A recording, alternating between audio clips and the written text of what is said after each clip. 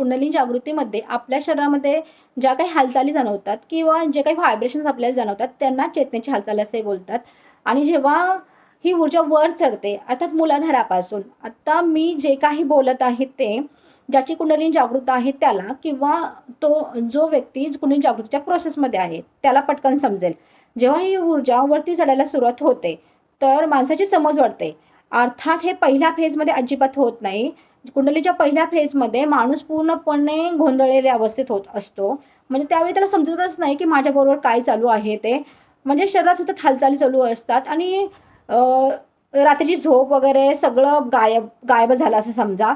आणि प्रत्येक वेळी म्हणजे तो अक्षरशः वेड लागलेल्या अवस्थेमध्ये असतो. असे बोलले तरी एकदम बरोबर ठरेल म्हणजे. पण जेव्हा कुंडलिनी मिडल स्टेजमध्ये येते तेव्हा माणसाची समज वाढते.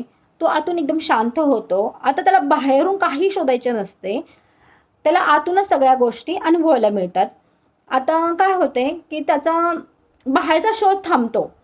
म्हणजे जे काही सत्य असत्य असेल ते.